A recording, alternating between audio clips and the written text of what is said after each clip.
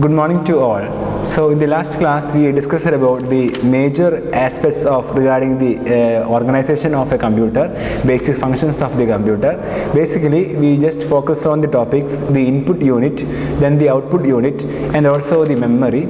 So we have one more topic which comes under the topic the memory, which is the secondary storage. So in the last class we discussed about the storage or the memory of the computer, and we divided the memory into two types, the primary storage and the secondary storage. So primary storage is known by the name main memory, and best example for that was the RAM of the computer, and it is only to hold the running program instructions and also to hold the data, the intermediate results, and result of ongoing processing of jobs. So these are the major aspects regarding the primary storage, and also it helps to fast the operations, and also to the capacity will be much lesser than the secondary storage devices, but the cost should be expensive than the secondary storage devices.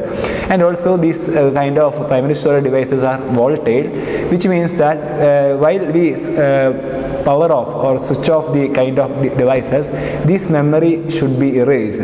So this is regarding the volatile memory or the primary storage devices. So today we have the secondary storage devices. So secondary storage devices are also known by the name auxiliary storage devices, and it is used to take care of the limitations of the primary storage.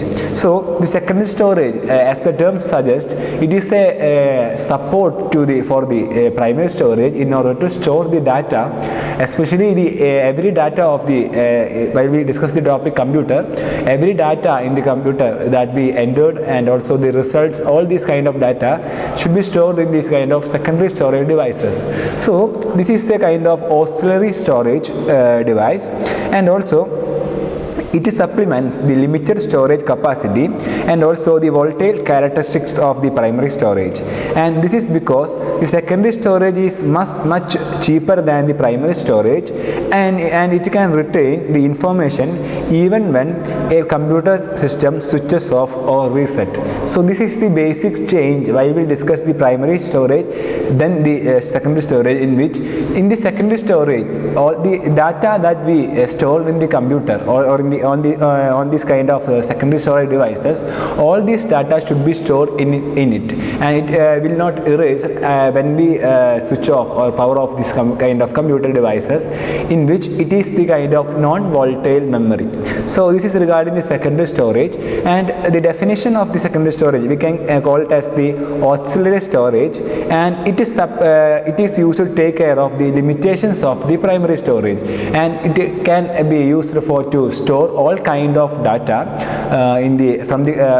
while we discuss the topic computer, we can store all the kind of data, applications, and all the in the storage device. And also we can the secondary storage we can divide it into different categories, in which according to our use. So as a computer there should be a dedicated or built-in memory to store this kind of data. It should be a 218 or the 512 kind of GB of the data, in which we can store that kind of data in the computer.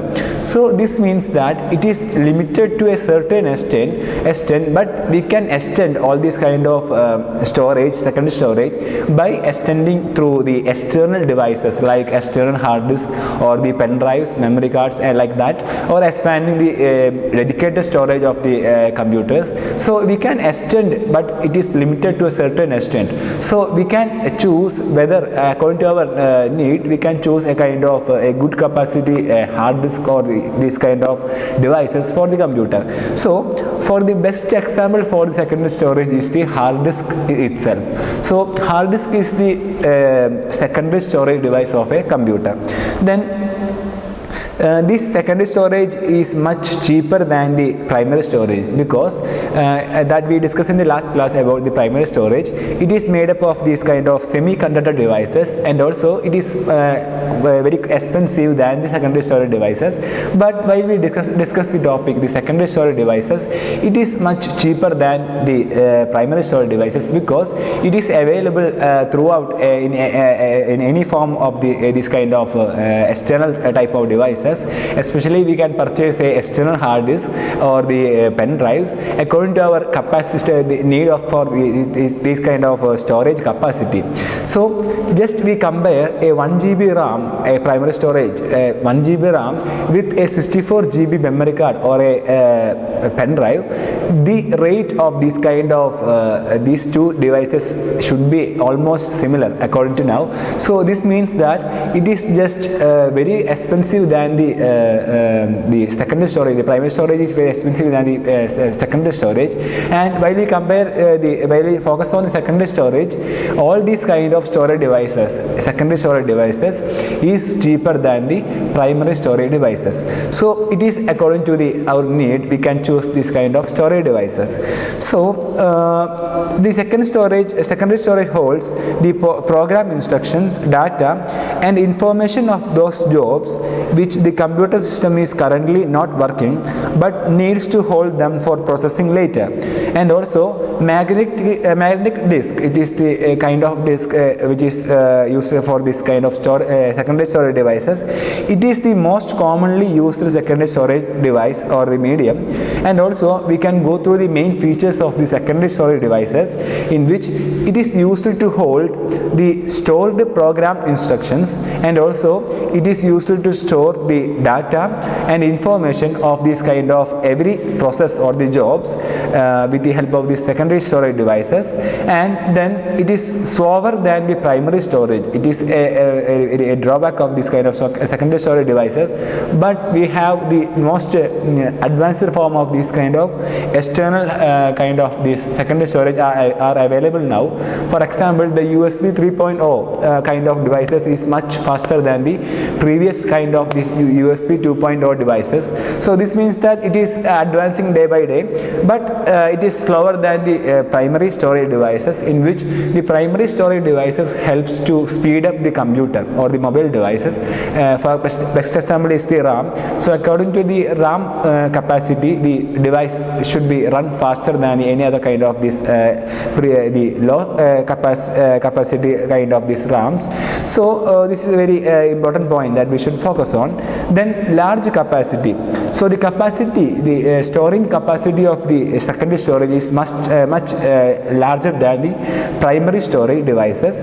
Then lot cheaper that the primary storage, and also it retains the data even without power. So that's because we call it as a non-volatile kind of memory, and also it is cheaper than the primary storage. So these are the basic features of the secondary storage devices. So just go through all these points once again. I will repeat again. So first one is regarding it is used to hold the system program instructions, stored program instructions, and also it can hold the data and information of this kind of stored jobs. Then it is slower than the primary storage, but it can store large capacity of files or documents.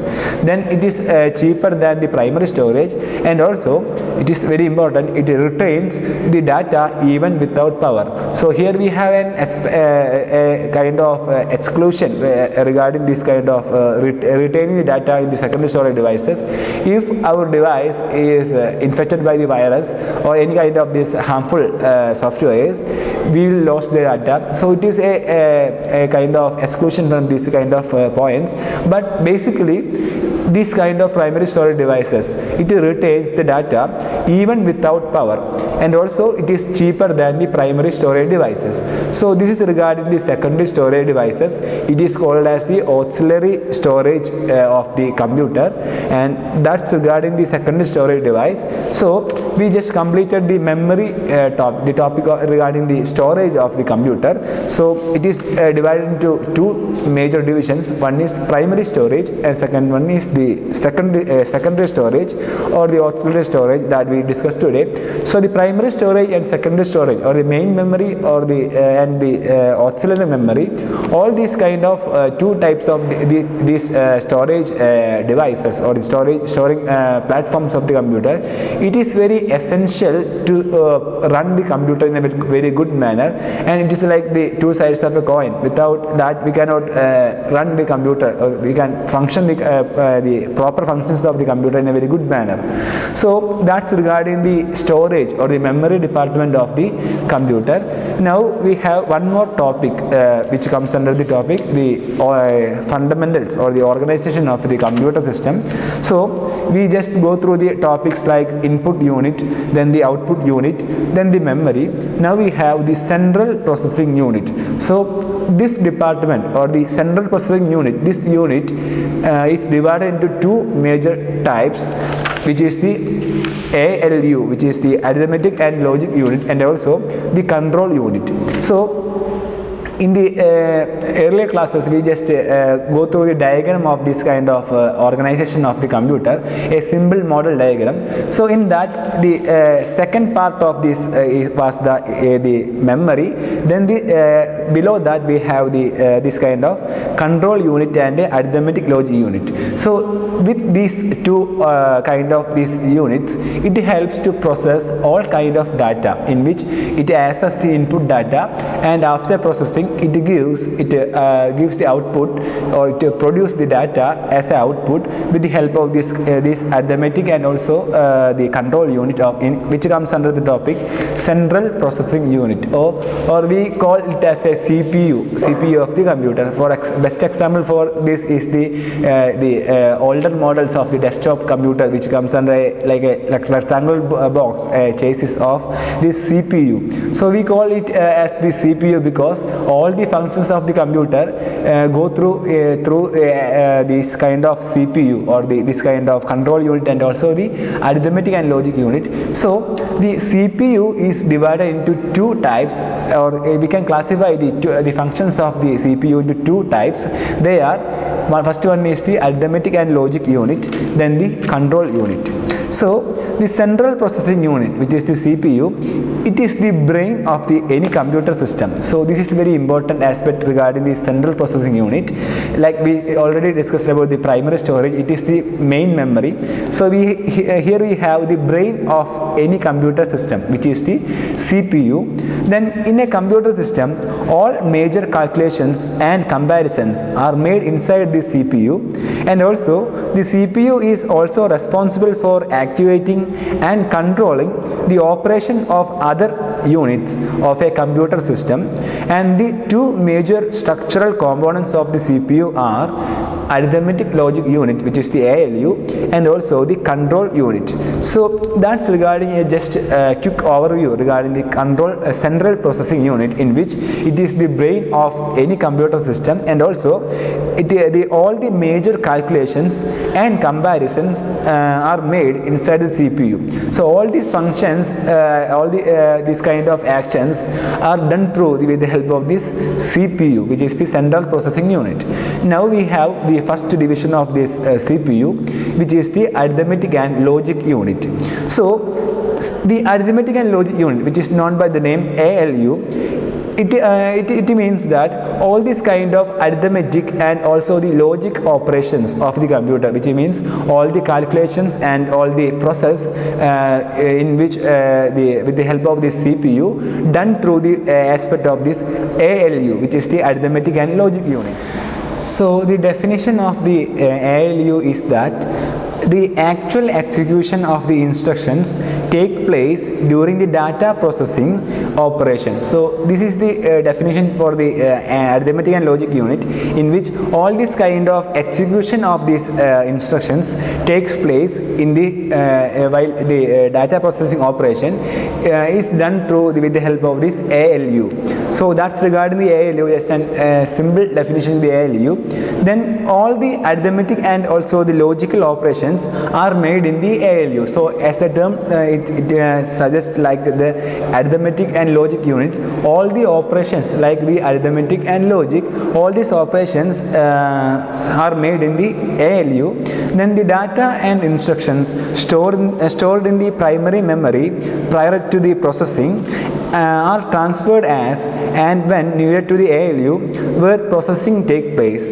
And also intermediate results generated in the ALU are temporarily transferred back to the primary storage until needed at a larger time, and data may thus move to the primary memory to ALU and back again to the primary memory many times before the processing is over.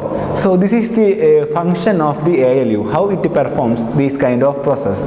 So basically the data that we entered, like the input data that we entered to the computer, so while processing all these kind of data, all this data is transferred to the ALU in order to process all these kind of operations, these kind of actions. Then all these results is generated in the ALU itself, and then it is transferred back to the primary storage. So from the primary storage to the ALU, then after processing from the ALU to the primary storage. So this is just an equation of this ALU, how it performs. So if we enter any data, any calculations in the computer, so all these calculations will be transferred to the primary storage first. Then the primary storage, then it transferred to the ALU, and after processing all these kind of arithmetic and all these kind of operations, it then give the result to the back to the primary storage itself. Then we get the result as in a very good readable format. So that's regarding the processing or the function of the ALU, how it perform in a very good manner. And also the intermediate results generated in the ALU are temporarily transferred back to the primary storage until needed at a larger time. And also the data may thus move from the primary memory to ALU and back again to the primary memory many times before the processing is over. So from the primary memory to the ALU, then after processing from the ALU to the primary memory. So this is the process which occurred inside the ALU, how it performs. Then after the completion of this processing, the final results are also transferred to the primary storage that we discussed now. And also the type and the number of the arithmetic and logic operations that a computer can perform is determined by the engineering design of the ALU. So the processing speed and like the performance and all this kind of is determined by the design of the ALU. So it may vary according to our specifications of the computer. Then however, almost all ALUs are designed to perform the four basic arithmetic operations. They are add, subtract, multiply and divide, and also the logical operations such as less than, equal to, greater than, like that. So all these kind of these basic arithmetic and also the logic operations should be go through this kind of ALU in order to process these kind of operations in a very good manner. So that's regarding the ALU. So ALU we can call it as a kind of the processing unit in which it perform this kind of mathematical operations like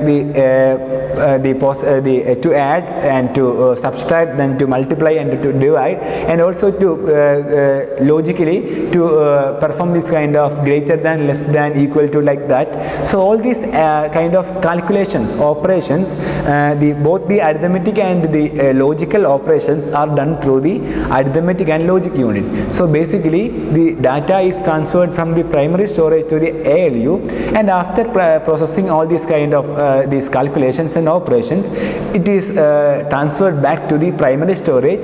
Then we get the result as the after all these kind of actions. So that's regarding the ALU, how it performs in a very good manner. So now we have the second topic, which comes under the topic the central processing unit. So the central processing unit is divided into two major divisions. The first one was regarding the ALU, how the logical and also this kind of arithmetic operations are taken place in this kind of CPU. Then we have the control unit. So what is the use of this control unit? So control unit means it operates or it transfers the input to the output. So this is the basics of the control unit. Very simple.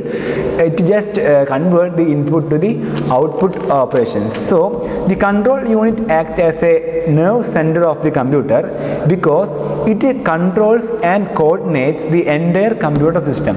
So it is very responsible job of the computer department, in which it controls and also it coordinates the entire computer system, in which it cooperates, it gives this kind of operations, commands and instructions. All these kind of actions are done through with the help of this control unit. So the control unit just controls and coordinates. The term itself suggests that it controls the entire computer system, and also it coordinates all these kind of computer actions.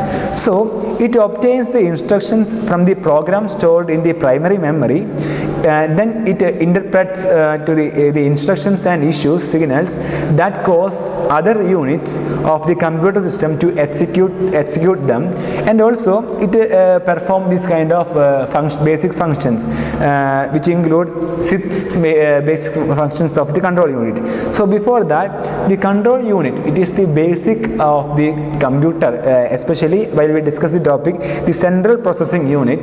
So the processor or whatever it relates to the computer, with the help of these devices, it just controls and also it coordinates all the actions of the computer. So that's regarding the control unit.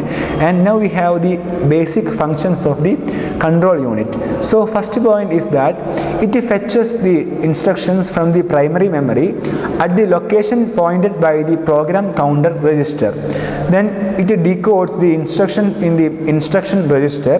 Then it executes the instruction by means of sequencing a series of control signals to the other components of the CPU. Then it controls all the data transfer between various components, both external, which means the memory and the input-output devices, and the internal, and also in general it controls the entire computer by means of the timing and the control unit. So the functions of this control unit, the first point is regarding, first step is regarding it fetches fetches all these kind of instructions from the primary memory at the location pointed to the program counter register. So to perform all this process, first the control unit fetches or it retrieves, it collects all these kind of these actions process to the control unit from the primary memory. Then it decodes the instruction in the instruction register. So then it just decodes. So encoding and decoding, the process of the encoding and decoding, which means converting the normal language, normal kind of these messages to the binary code. So it is the this kind of decoding, and it just decodes the instruction to the instruction register.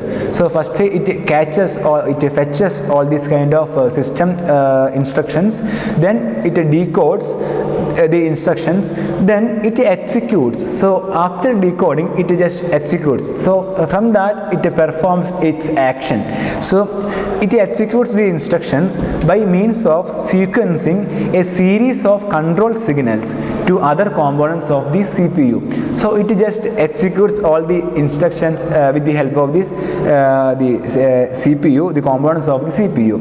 Then after executing, it controls all the data transfer between the various components, which means that it controls the external memory and also the input output devices.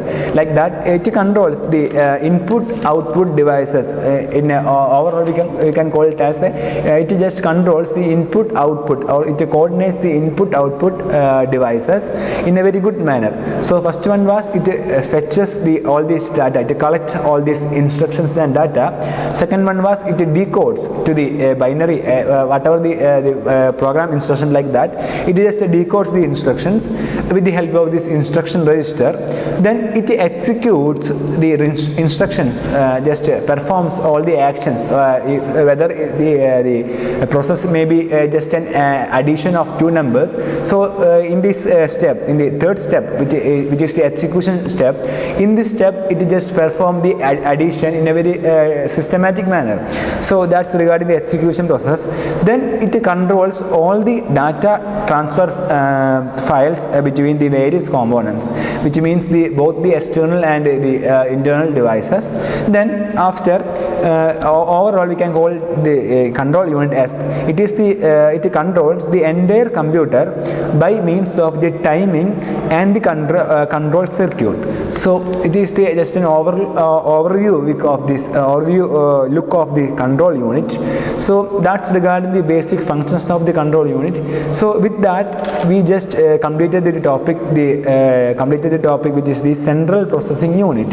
So the four major topics which comes under the second topic in the module second, which is the symbol model of the computer or the organization of a computer system. So we just go through the four major points. First one was regarding the input unit. In the last class we discussed about that, and also the output unit and the memory. Then in this class we discussed about the memory, especially the secondary storage, then the central processing unit, especially the two divisions of the central processing unit, which means the arithmetic and logic unit, and also the control unit. So these are the four major basic the topics which comes under the topic, which is the basic organization of the computer system. So with that we just completed the first two major topic of the module second. The first one was regarding the introduction to the hardware. Second one was regarding the model of the computer, the organization, the basic functions of the computer in a very detailed manner. So regarding the model of the computer or the organization of the computer, that block diagram that we discussed in the last class, it is very important in order to get a clear idea regarding how a computer performs in a very simple manner. So from the input unit it goes to the storage, it just store the data, then it process the data with the help of this control unit and the ALU, the arithmetic and logic unit. Then it process the data, it gives the result, it produce the data in the form of this output unit. So that's regarding the basic function of the computer, and we just discussed the input unit, then the the memory, then the control unit, and also the output unit in a very detailed manner. So all these functions or the step-by-step process of all these departments which comes under the topic, the organization of the computer, is very important. So go through all these topics. This is from the page number 63 to 68 in the textbook. So go through all these topics. Then we have the another major topic in this module, which is the input devices. So this is the third major topics of the this module. So we have basically 7 topics in this module second. So first one was regarding the hardware introduction. Second one was regarding the symbol model of the computer, the organization of the computer, regarding the basic functions of the computer. Then we have the third topic, which is the input devices, in which we will focus all the kind of input devices in a very detailed manner, which includes the keyboards, then the pointing devices, imaging and the video input devices, then the Bluetooth devices, like that. So all these kind of devices we will discuss the topic which comes under the input devices in a very detailed manner. Then we have the output devices, then the USB flash drive, the modems, and also the central processing unit in a very detailed manner. So we will focus on all these points in the later classes. So in this class we will go into the topic which is the input devices. So what is a input device? We already discussed in the first class regarding the input device, in which the devices or the components of a computer, in which how a action or how the data is entered to the computer, the components to help to enter the data to the computer, to give the instruction to the computer. So simply we can define the input devices as the components or the devices which helps the computer to give the command to the computer system. So it is a very important aspect of a computer, in which basically it is any kind of this peripheral used to provide the data and also control the signal to a computer. So to provide the data, to enter the data to the computer, and to also to control the computer. So for all these functions we need the input devices. So basically the keyboards, the pointing devices like the mouse, like that, then the joystick, like that. So these are the basics of the input devices. And also we have the imaging and also the video input devices, which includes the scanners, then the different types of scanner, then the digital camera, microphone, all these things which comes under the topic imaging and video input devices.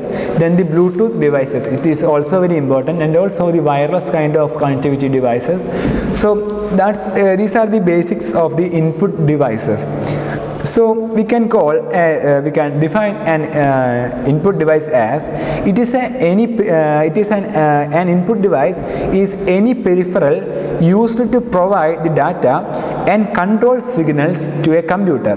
Then hundreds of devices can be used as computer input devices, and ranging from general purpose input devices to special purpose devices used to the input specific types of data. So we can divide the input devices into two categories, in which one is the general purpose, which means that without these kind of devices we cannot perform the computer in a very good manner, in a very systematic manner.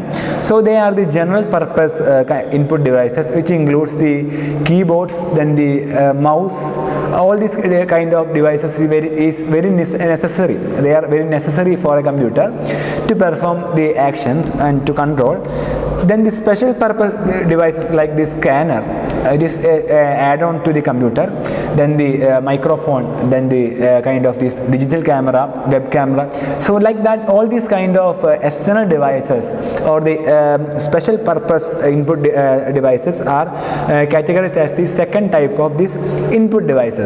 So the basics of the input devices, we can divide all these kind of these devices into basically four categories. First one is the keyboards, the second one is the pointing devices, third one is the image and video, that all these kind of input devices. Then last one is the wireless or the Bluetooth kind of these devices. So input devices can be classified by different ways according to the modality of the input, according to our use, then our specification. So we can call this kind of this we can divide this kind of devices as follows: according to the mechanical motion, then the audio, visual, etc.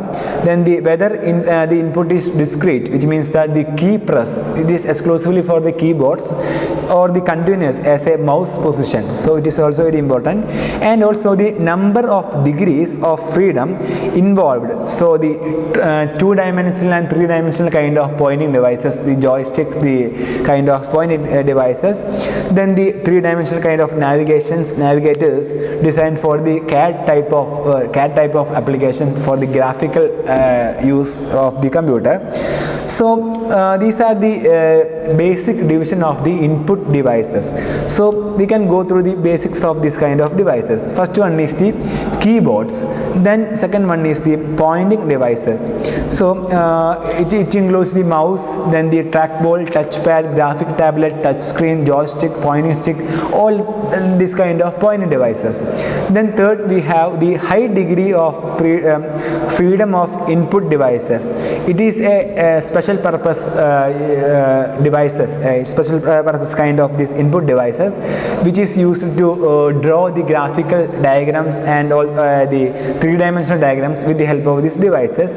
Then the imaging and video input devices, which means the webcam, then the microphone, like that. Then the audio input devices, it is also exclusively for the microphone itself. So these are the basic classification, the possible classification of the input devices. So that's just regarding the just an overview regarding the input devices. So the input devices can be classified into different category according to its specifications. So that's regarding the just introduction to the input devices, the definition of the input devices, and how it is used for different purposes. So the first one regarding the input devices is the first topic is the keyboards. So a keyboard is an input device partially modeled after the typewriter keyboard, which uses an arrangement of buttons or keys to act as a mechanical levers or the electronic switches. So a keyboard, that like we all know regarding the keyboards, it helps to give the data or the instructions with the help of these keys. So keyboard, which includes all kind of the alphabets, then the basic numerals, and also the kind of these some kind of functions with the help of these keys and symbols, like that. So all these kind of actions and controlling of this computer we can done with the help of these keyboards. So a keyboard is an input device, and it is modeled after the typewriter keyboard, and which uses an arrangement of buttons. So there is a kind of arrangement in the order of the buttons. So in the earlier classes we just discussed about the basics of the keyboard, in which the QWERTY kind of this layout is used for the standard keyboards in a computer. So it is the arrangements of buttons or keys to act as mechanical levers or the electronic switches. So by pressing all these kind of switches or the keys, we get the desired kind of this output on the screen. So maybe in our phone, while we typing, we get the desired kind of this specified kind of this assigned keys by pressing, for example, by pressing a alphabet, we get that alphabet on the screen. So this means that it just coordinate, it gives the command to the computer to give this output of this kind of key, the assigned key. So this means that it is an input device for the computer, in which it access or it collects all this kind of information or the data that we enter to the computer with the help of these keyboards. So this is regarding the keyboard, definition of a keyboard. And a keyboard typically has the characters engraved or printed on the screens on and each press of the key of a key typically corresponds to a single written symbol. So that's we discuss now, in which the kind of the printed keys or engraved keys, in which each keys or each kind of these buttons, if we press all these kind of keys, it typically corresponds to a single written symbol. So we get a single kind of this display or single kind of this result on the display, so with the help of pressing a key. So this is regarding the keyboard function. And however, to produce some symbols requires pressing and holding several keys simultaneously or in sequence. So for example, that we all know, to get a kind of symbol in the keyboard, in the basic computer keyboard, we have to press the control key and that specified key to get that specific symbol on the screen, or to get the letter, the alphabets in the capital, we have to press the shift key to and also the key, the desired key that we have to focus on. So all these kind of keys have the specific functions. For example, the caps lock key, it has the function to capitalize all these kind of alphabets, and also the shift key, then the control key, the alt key, and the Windows key in the keyboards. All these kind of, or the space key, so all these kind of keys has the correspond kind of the specific kind of these actions or the process in order to perform in a very systematic manner. So that's regarding the function of the computer. However, to produce these kind of symbols, it requires pressing and holding several keys simultaneously or in sequence. So while pressing these kind of different keys, it produce the letters, numbers or signs, which means the characters, other keys or the kind of this specified keys. It presses while pressing these kind of keys, it produce the actions or computer commands. For example, the directional keys in the keyboard, it can control the games, and also to go to the top and down and right and left. So all these kind of actions we can use this kind of directional keys in the keyboard. So these are the basics of the keyboard, or the function of the keyboard. And also the traditional keyboards use the spring based buttons. Through the newer versions employ the virtual keys or even projected keyboards. So this is the advanced form of keyboards, and the commonly used, the traditional ways of the keyboards, it use the spring based buttons. Instead, now we have the new variations, which includes the virtual keys and also the projected key type of the keyboards. So that's regarding a quick introduction to the topic keyboards. So we will be go through the detailed overview regarding the keyboard in next class. So in this class we just discussed about the secondary storage, then the central processing unit, which includes the arithmetic logic unit and the control unit, and also the input devices, and specifically the introduction to the keyboards. So in the next class we will be focusing on the different types of input devices. So that's for today. Thank you. Happy learning.